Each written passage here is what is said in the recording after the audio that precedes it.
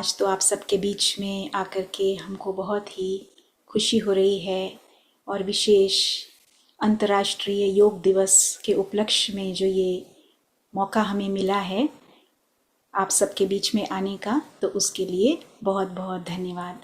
आज का टॉपिक तो जैसे बताया, राजयोग के द्वारा कैसे हम मनुष्य से देवता बन सकते हैं, तो उसके ऊपर आज हम चर्चा करेंगे। तो सबसे पहले हम शुरुआत करते हैं योगा की हिस्ट्री से कि ये योग शब्द आया कहाँ से। तो अगर हम हिस्ट्री में देखें तो ये एक संस्कृत शब्द है युज, और ये जो युज जो बताया गया है ये एक उपकरण यूज़ किया जाता था पहले ज़माने में, बहुत समय पहले। जो सबसे पहले तो ये घोड़ों के लिए यूज़ करते थे, घोड़ों को आपस में बांध करके फिर उनको दौड़ाया जाता था, युद्ध में उनका प्रयोग किया जाता था। तो ये एक बहुत जैसे भारी उपकरण होता था। इसको यूज़ करने से जैसे दो घोड़े आपस में एक साथ कनेक्टेड रहते थे। और उसी तरह से फिर बाद में जब ये खेती बाड़ी में भी उसका यूज़ होना शुरू हुआ, जैसे दो बैल हैं उनसे खेती करवाते तो उनको भी जैसे इस उपकरण के द्वारा साथ में रखते ताकि वो इधर उधर नहीं भागें, साथ में रहें, और फिर साथ में रहने से फिर उनके द्वारा फिर खेती की जाती थी। तो इस तरह से ये योग शब्द जो है इसका वास्तविक अर्थ जो है वो है जोड़, कनेक्शन। तो राजयोग ये शब्द जो है इसीलिए प्रचलित है क्योंकि ये बहुत सारे जो योग बताए गए हैं उन सब का ये राजा है। अब प्रश्न ये उठता है कि ये राजा क्यों है? तो राजा इसलिए है क्योंकि जितने भी प्रकार के योग बताए गए हैं उसका सार जो है वो इस राजयोग में हमें मिलता है। यहाँ पर तो हमने 6 प्रकार के योग आपको बताए हैं, वैसे तो बहुत सारे हैं लेकिन 6 प्रकार हम यहाँ पे हम आपको बताएंगे। जैसे कि हठ योग तो आपको पता ही है, हठ योग में किस तरह से शरीर को बिठाया जाता है एक पर्टिकुलर पोस्चर पे, आसन पे। तो उसमें जोड़ जो होता है वो शरीर के साथ जोड़ होता है। और उसके बाद फिर भक्ति योग बताया गया है। भक्ति योग में जो जोड़ होता है वो होता है परमात्मा के साथ जोड़। फिर होता है ज्ञान योग। ज्ञान योग में हमारा जो जोड़ होता है वो सत्यता से होता है, सत्य क्या है उससे हमारा जोड़ होता है। फिर बुद्धि योग है, तो जो बुद्धि है उसके साथ हमारा इस तरह से कनेक्शन होता है जिससे कि हमारी समझ बढ़ती है। और फिर उसके बाद संन्यास योग है। तो संन्यास योग में भी हम आपको बताएंगे कि किस किस चीज़ का हमें संन्यास करना है। और फिर कर्म योग है, माना कर्म करते हुए हमारा योग, माना हमारा जोड़ जो है, हमारा जो कनेक्शन है वो कहाँ रहना चाहिए। तो ये सारी बातें हम इस प्रेजेंटेशन में आपके सामने रखेंगे। तो शुरुआत करते हैं हम। राजयोग क्या है? तो राजा और योगा ये दो शब्द, राजा का मतलब तो सब जानते ही हैं, किंग, और योगा का मतलब जैसे बताया आपको कनेक्शन या जोड़ या यूनियन। तो इस राजयोग के द्वारा हम अपने आप के साथ इस तरह से जुड़ते हैं, ये जोड़ हमारा इतना ज़बरदस्त होता है कि हम स्वयं के राजा बनते हैं, स्वयं के राजा बनते हैं। और फिर साथ साथ जो हमारी कर्मेंद्रियां हैं, हमारी कर्मेंद्रियां जो हमको इतना इधर उधर, हमारा मन भटकता है, मन भी हमारी कर्मेंद्रिय है, सूक्ष्म कर्मेंद्रिय हमारा मन है। और फिर बाद में और भी जो बाकी और कर्मेंद्रियां हैं, जैसे हमारी आँखें हैं, हमारे कान हैं, हमारी नोज़ है, नाक है, हमारे हाथ हैं, हमारे पैर हैं, हमारी स्किन है, ये सारी भी हमारी कर्मेंद्रियां हैं। तो इन कर्मेंद्रियों के ऊपर भी हमें राजाई प्राप्त होती है राजयोग के अभ्यास के द्वारा। राजयोग तो इसमें हम दूसरे तरीके से अगर देखें तो राज का मतलब सीक्रेट भी होता है, माना बहुत सारे जो हमें चीज़ें पता नहीं चलती हैं, मालूम नहीं होती हैं, वो राजयोग के अभ्यास के द्वारा हम उन रहस्यों को, सीक्रेट माना रहस्यों को हम जान सकते हैं। तो राजयोग की विधि के द्वारा न केवल हम स्वयं के राजा बनते हैं लेकिन साथ साथ हम बहुत सारे रहस्यों को हम जान जाते हैं। तो वो कौन से रहस्य हैं?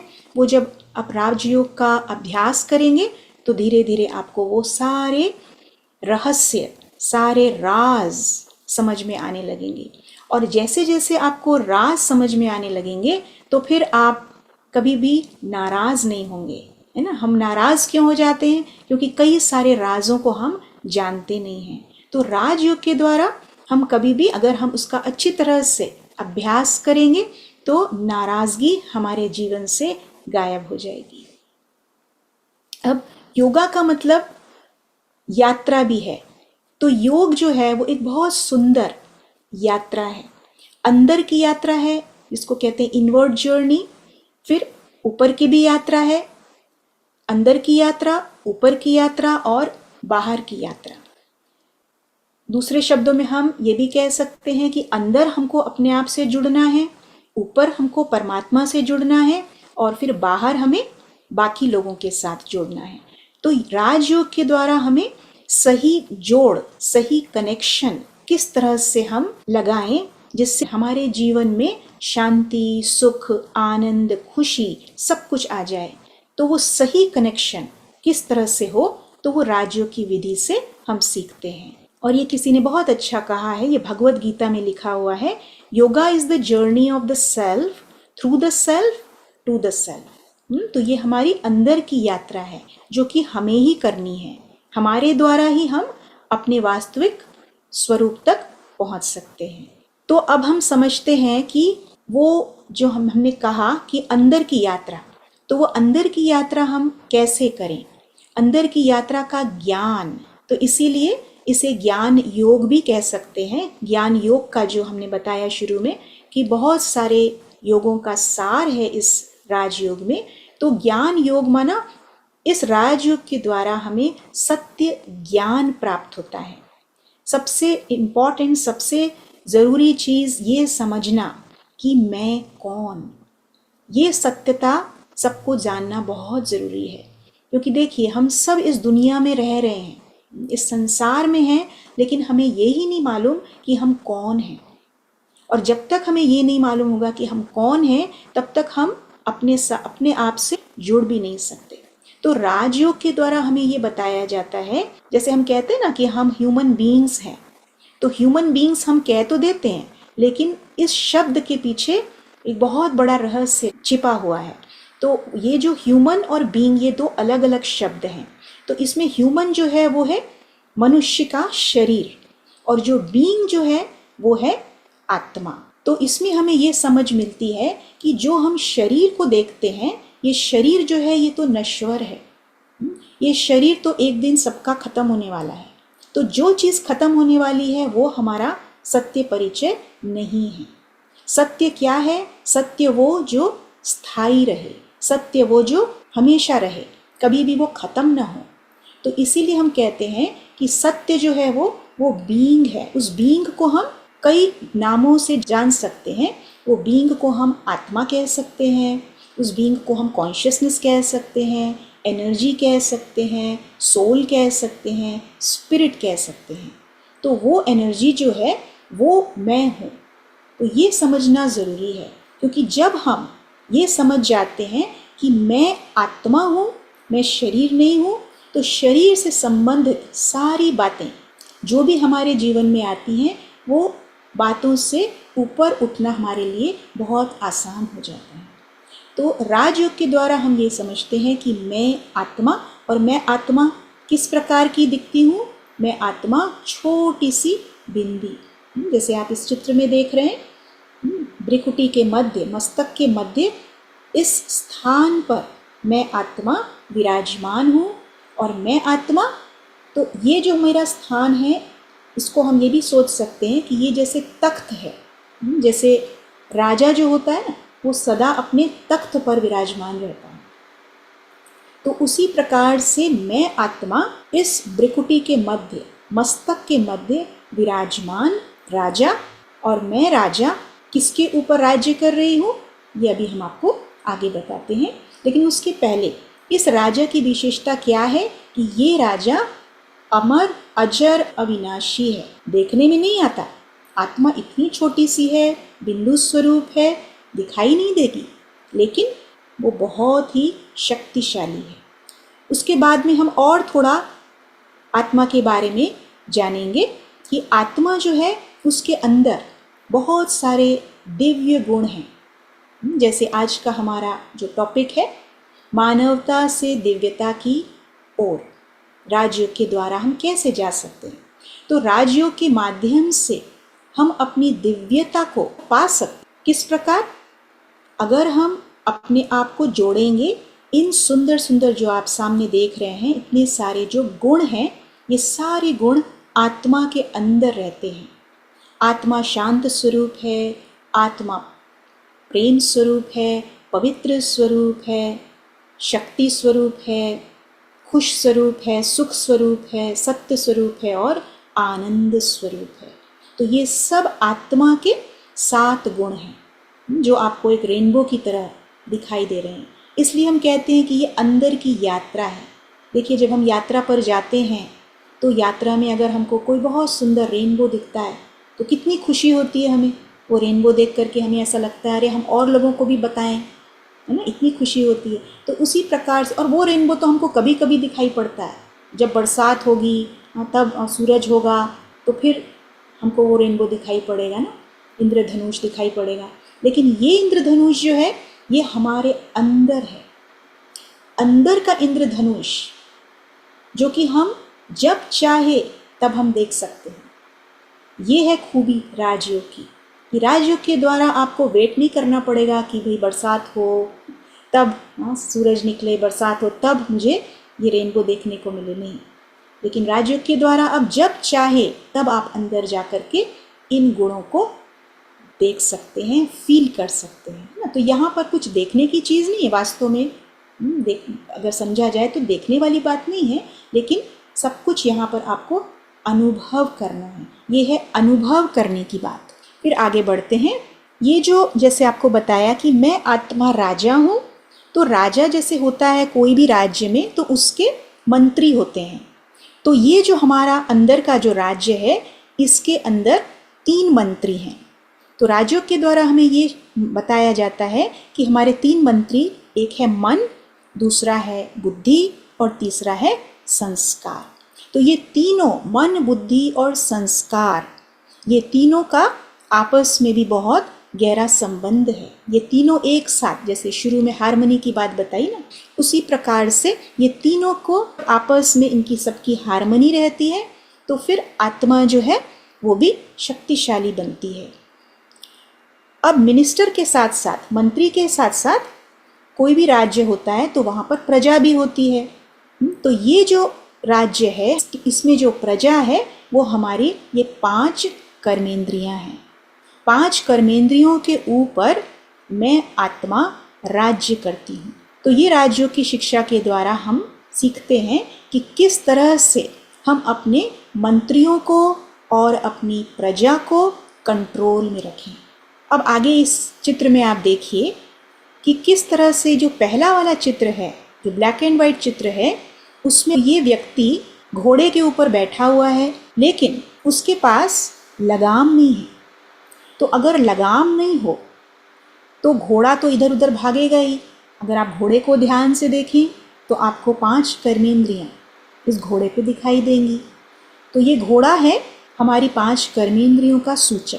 कहने का मतलब ये कि अगर लगाम न हो तो कर्मेंद्रियां जो है वो कंट्रोल के बाहर हो जाएंगी। तो वो लगाम कौन देता है कर्मेंद्रियों को? लगाम देने वाली है मेरी बुद्धि। तो बुद्धि से हम इन कर्मेंद्रियों को कंट्रोल करते हैं। और कर्मेंद्रियां जैसे बताया आपको, स्थूल कर्मेंद्रियां और सूक्ष्म कर्मेंद्रियां। तो हमारा जो मन है वो भी एक जैसे कर्मेंद्रिय है, तो उसको भी कंट्रोल करने वाला कौन है?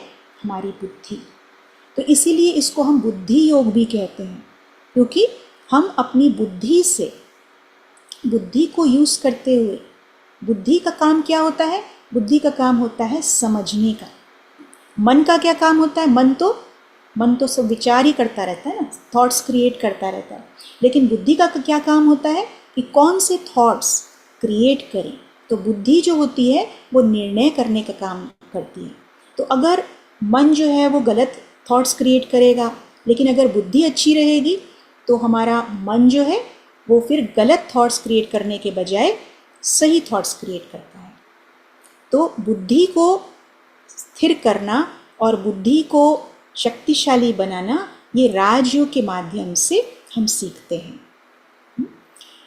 तो मन, बुद्धि और संस्कार ये तीनों आत्मा के तीन, हम ये भी कह सकते हैं कि ये तीन शक्तियां हैं, ये तीन मंत्री भी हैं और ये तीन शक्तियां भी हैं। अभी क्या हुआ है कि बहुत समय से हमने अपने मन के ऊपर हमारा कोई कंट्रोल नहीं रहा है। अपने जीवन को अगर आप देखें तो हम जो सोचते हैं वो सोच नहीं पाते, जो हमें नहीं सोचना है वो हम सोच लेते हैं। इसका मतलब क्या कि हमारा मन जो है वो हमारे कंट्रोल के बिल्कुल बाहर है। और वो बाहर क्यों चला गया है? बुद्धि भी नहीं है कंट्रोल में, बुद्धि भी सही निर्णय नहीं ले रही है, तो मन भी कंट्रोल में नहीं है और बुद्धि भी कंट्रोल में नहीं है। तो इसका कारण ये है कि जो आत्मा, जो राजा है, वही कमज़ोर हो गई। आत्मा कमज़ोर हो जाए, अगर किसी भी राज्य का राजा कमज़ोर हो जाए तो क्या होता है? फिर उस राज्य में फिर प्रजा भी कंट्रोल में नहीं होगी और मंत्री भी कंट्रोल में नहीं होंगे, है ना। उस राजा के लिए रिस्पेक्ट भी चला जाएगा। तो अभी वही हो रहा है सबके साथ।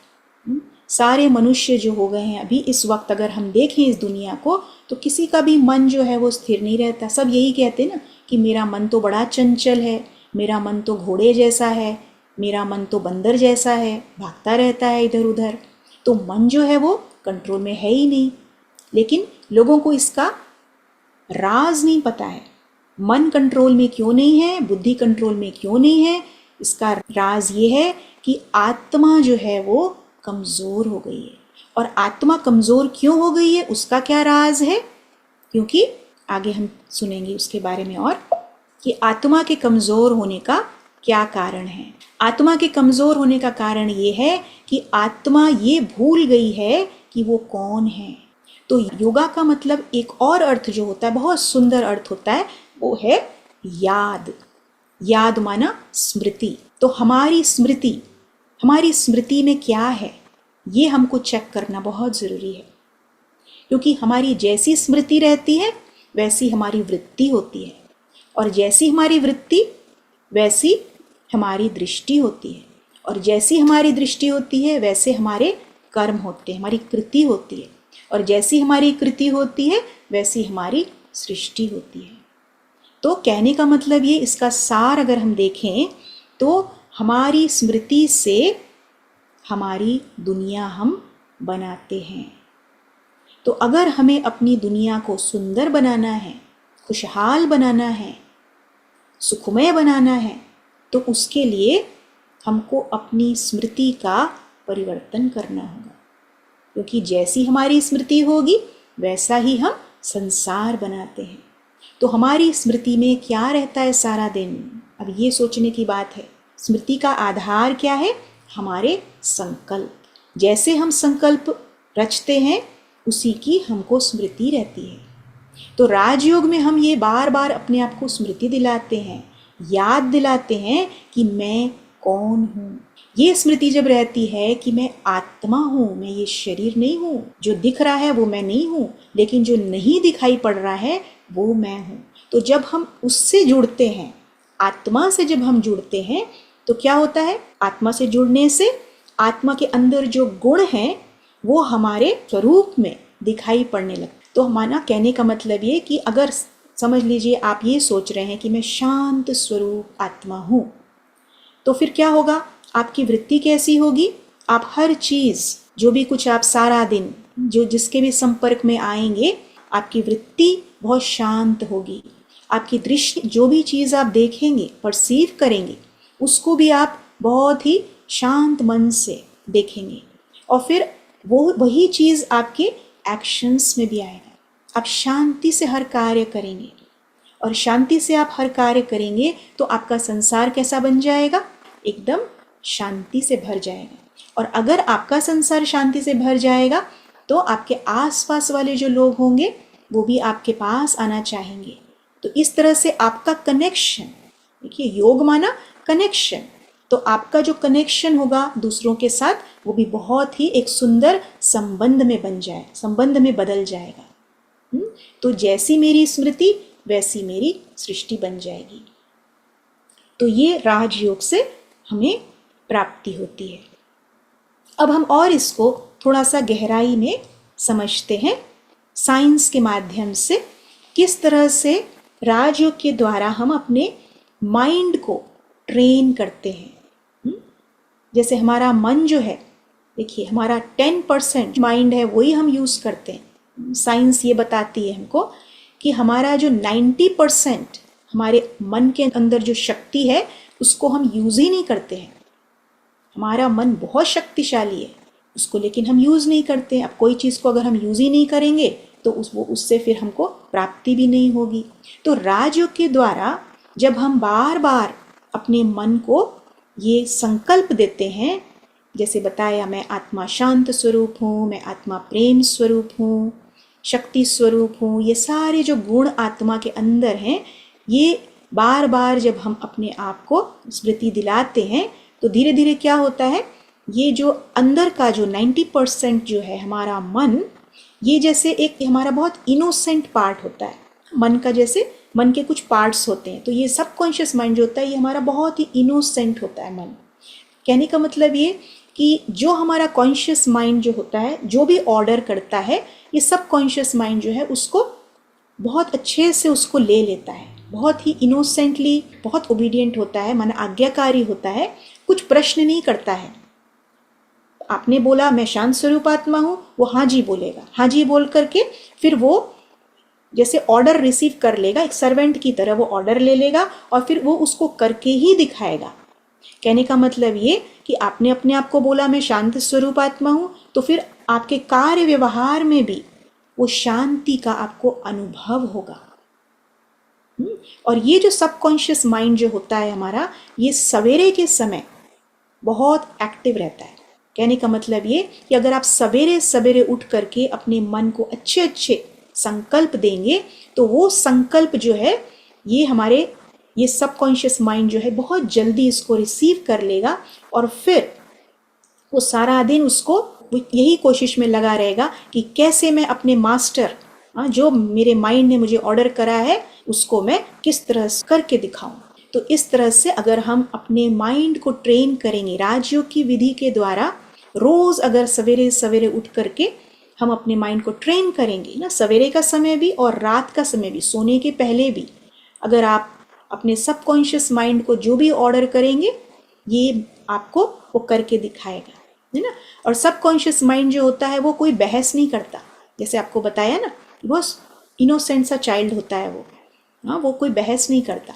तो इसीलिए हमको ये इम्पॉर्टेंट समझना ज़रूरी है कि अगर आपने अपने कॉन्शियस माइंड को कोई नकारात्मक संकल्प दिए, है ना, कि मैं तो ये कर ही नहीं सकता, ये तो बहुत मुश्किल है, ये कार्य तो संभव नहीं है, अगर आपने ऐसे ऐसे विचार अपने आप को दिए तो आपका सबकॉन्शियस माइंड जो है वही विचार ले लेगा और फिर क्या होगा, वही करके दिखाएगा। आप सारा दिन कोशिश करते रहो उसको करने की, लेकिन आपने पहले ही अपने मन को ये संकल्प दे दिया कि ये तो हो ही नहीं सकता, है ना। तो इसीलिए राजयोग की विधि के द्वारा हम ये सीखते हैं कि ज़्यादा से ज़्यादा सवेरे सवेरे उठ करके हम अपने मन को अच्छे अच्छे शुद्ध संकल्पों से, सकारात्मक विचारों से भर दें, इतना भर दें, इतना भर दें कि हमारा सबकॉन्शियस माइंड जो है वो उसको पूरा करने में सारा दिन लगा रहे। तो ये आपको थोड़ा सा ज्ञान दिया कॉन्शियस और सबकॉन्शियस माइंड के बारे में। आगे चलते हैं।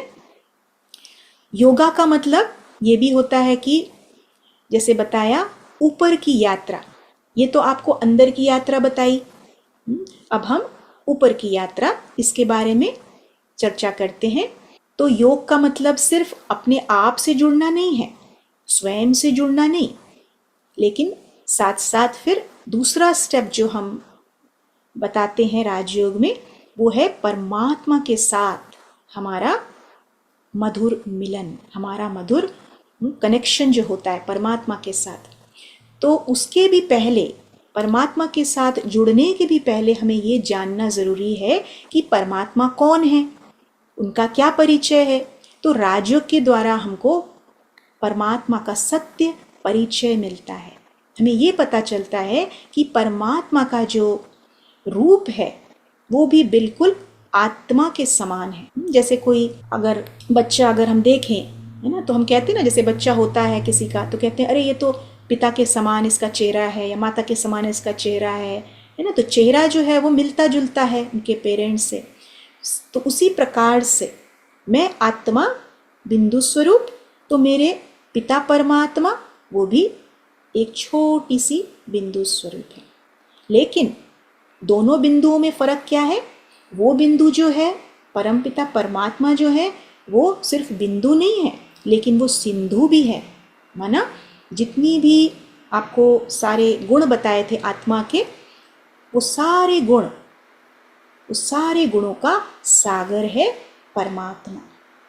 शांति का सागर, ज्ञान का सागर, सुख का सागर, आनंद का सागर, पवित्रता का सागर, सारे गुणों का और सारी शक्तियों का सागर है परमपिता परमात्मा।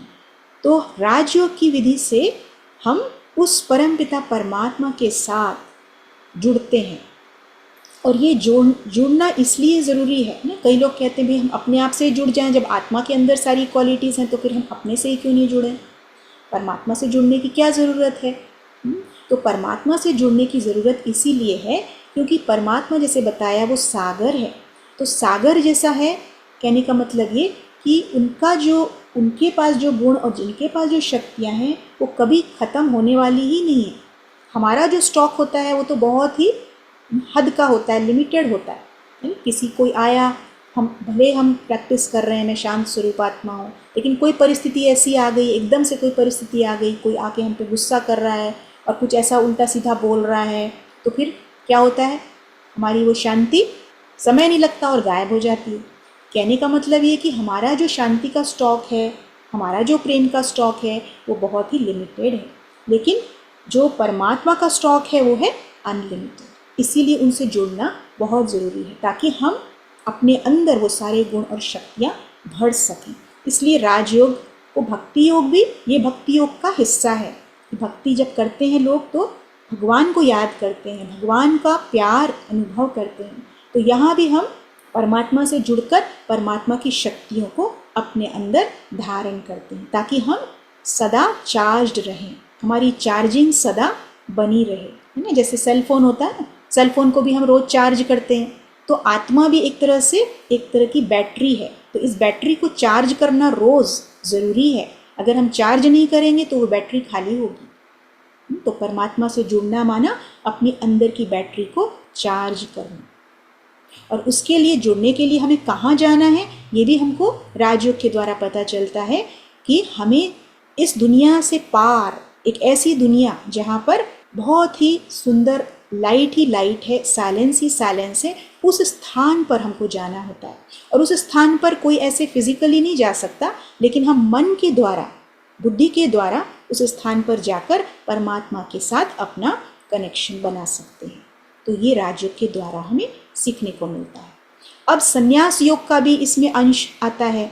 संन्यास योग का अर्थ ये नहीं है जैसे कि लोग सन्यासी बन जाते हैं, घर बार छोड़ देते हैं, जंगल में चले जाते हैं, है ना। लेकिन यहाँ पर जो संन्यास हमको सिखाया जाता है वो है कि हमें संन्यास किसका करना है? अपने अंदर जो बुराइयाँ हैं, काम, क्रोध, लोभ, मोह, अहंकार, ये सारी बुराइयों का हमें संन्यास करना है। और देखा जाए तो संन्यास करने की भी बात नहीं है। क्या होता है जब हम भगवान के साथ, जिसको हम बाबा कहते हैं, परमपिता परमात्मा के साथ जब हम कनेक्ट होते हैं तो उनकी एनर्जी इतनी हमारे अंदर भरना शुरू हो जाती है कि ये सारे जो हमारे अंदर अवगुण हैं, जो सारी हमारे अंदर बुराइयां हैं, ये सारी बुराइयां अपने आप निकल के भाग जाती हैं, अपने आप वो हमसे अलग होने लग जाती हैं। तो हमको लेने की भी ज़रूरत नहीं है संन्यास, अपने आप निकल जाती है। हमको क्या करना है? हमको सिर्फ उनके साथ, परमपिता परमात्मा के साथ अपना योग लगाना है, बस यही कार्य हमें करना। अच्छा, तो अब हम आगे चलते हैं। हठ योग और कर्म योग, दोनों को अब हम समझेंगे कुछ पोजेस के द्वारा। अगर आप जहाँ भी बैठे हैं, अगर आप चाहें तो आप पोजेस भी बना सकते हैं, है ना। हठ योग में हम क्या करते हैं? हठ योग में हम शरीर के साथ जुड़ते हैं। तो जैसे इसमें दिखाया है, पद्मासन में एक पैर के ऊपर पैर रख कर के बैठते हैं। तो अब ये आसन तो हर कोई नहीं कर सकता, है ना। हठ योग में हमें शरीर को, हठ क्यों कहते हैं? क्योंकि हठ से शरीर को बिठाया जाता है। तो यहाँ राजयोग में हमें हठ से शरीर को बिठाने की बात नहीं है, लेकिन हमें क्या करना है, हठ से किसको बिठाना है, आत्मा को बिठाना है। आत्मा को, मैं आत्मा, इस मस्तक के मध्य में जो आसन है उस आसन पर मुझ आत्मा को बैठना है। और इस आसन पर बैठ करके मुझे ये संकल्प अपने आप को देना है कि मैं कौन हूँ। जैसे पद्मासन में अगर आप बैठे, मान लो आप हठ योग कर भी रहे हैं, पद्मासन में बैठे हैं, तो आप अपने आप को ये विचार दें कि मैं आत्मा एक न्यारी और प्यारी, न्यारी और प्यारी, जैसे कि कमल होता है ना, कमल का एग्जाम्पल, पदम माना कमल, तो उस कमल को सिर्फ आसन करने की बात नहीं है, लेकिन उसको समझना। राजयोग में जैसे बताया कि हम संकल्प भी करते हैं और समझते भी हैं बुद्धि के द्वारा। तो आप जो भी आसन करें समझ करके करें कि मैं इस पद्मासन में बैठा हूँ या बैठी हूँ, तो मुझे कमल पुष्प के समान, जैसे कमल पुष्प होता है, इतनी गंदी उसमें मड में रहता है ना, मिट्टी में रहता है, लेकिन थोड़ी सी भी मिट्टी उसके जो उसकी पंखुड़ी जो होती है उसको टच नहीं करती, एकदम अछूता रहता है, एकदम न्यारा और प्यारा, इतना सुंदर दिखता है। तो उसी प्रकार ये संसार में भी बहुत गंदगी है ना, कितनी निगेटिविटी भरी है, कितने सारे लोग नकारात्मक विचार ही करते रहते हैं। तो इस गंदी दुनिया में रहते भी मुझे क्या करना है, अपनी ब्यूटी को, अपनी सुंदरता को बनाए रखना है। तो मुझे सब कुछ देखना है, इस दुनिया में तो रहना ही है, हमें भागना तो नहीं है, क्योंकि हम तो इसी दुनिया में रहने के लिए आए हैं। तो इस दुनिया में रहते भी किस तरह से मुझे अपनी ब्यूटी को बनाए रखना है, और साथ साथ सबको मुझे प्यार भी देना है। अगर वो नेगेटिव भी हैं तो भी मुझे प्यार देना है। लेकिन हम प्यार तभी दे सकेंगे जब हम अपने आत्मिक स्वरूप में स्थित रहेंगे।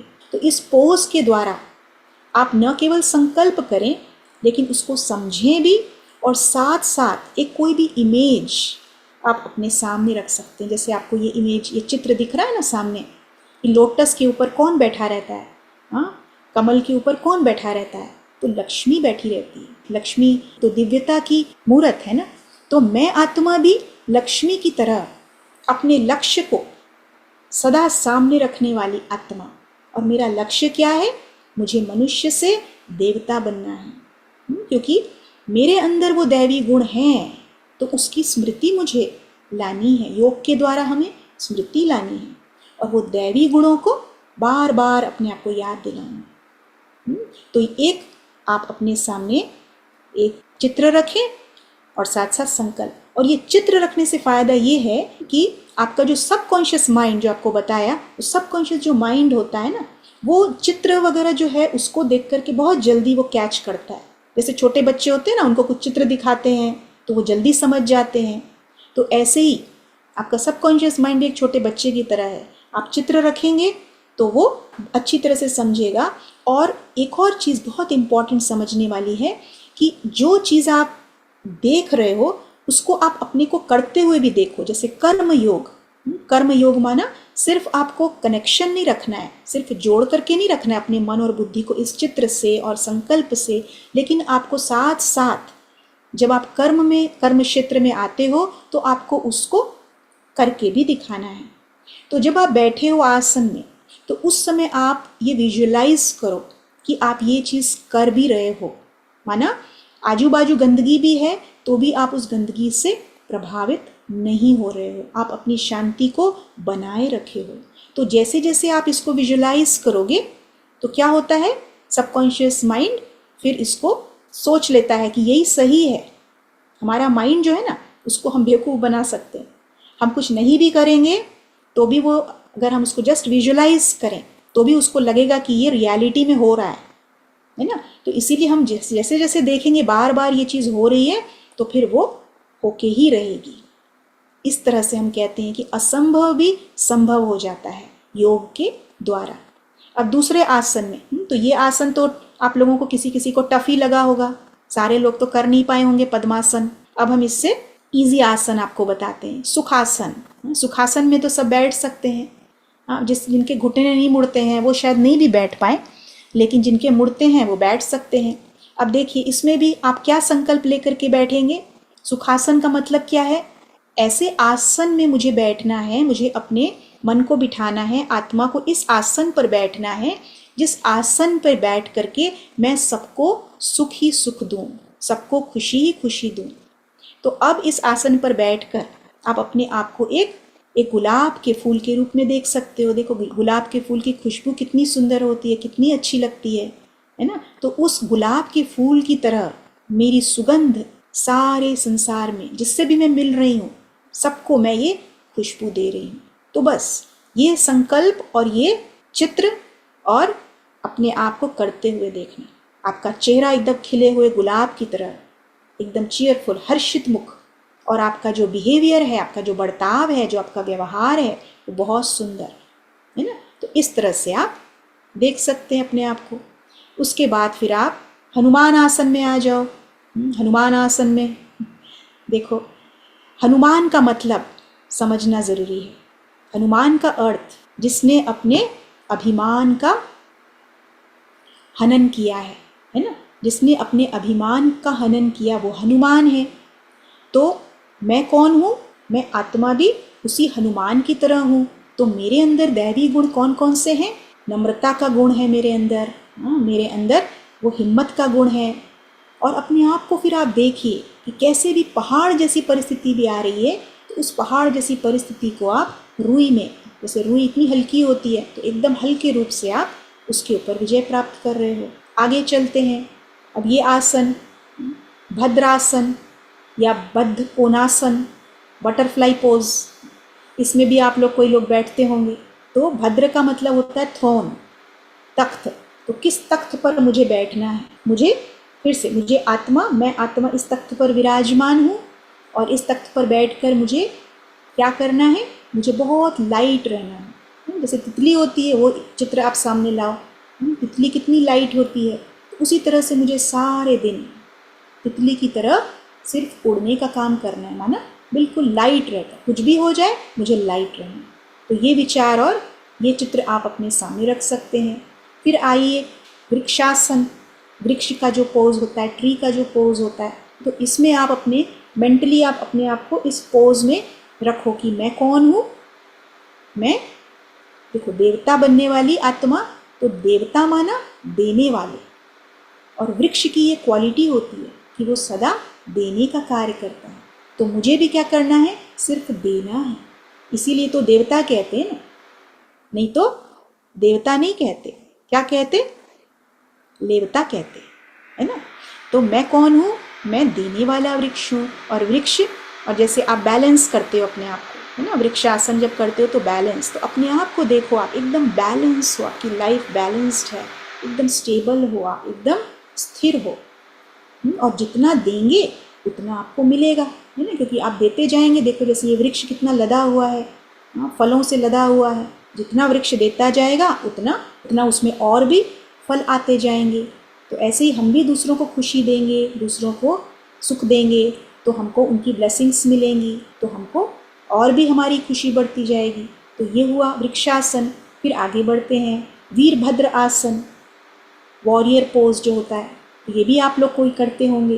तो जब आप इस पोज में हो तो उस समय आप अपने आप को देखो, अपने आप को देखो, क्योंकि देखिए ये जो संसार है ना, ये एक युद्ध का मैदान है ना कोई चैलेंजेस तो आते ही रहते हैं।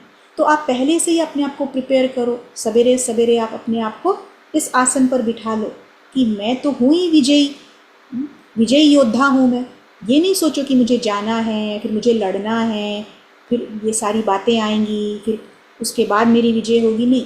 पहले से ही आप अपने आप को ये थॉट दे दो और अपने आप को देखो। देखो जैसे ये राजा है, कितना खुश हो रहा है, मेरी विजय हो गई।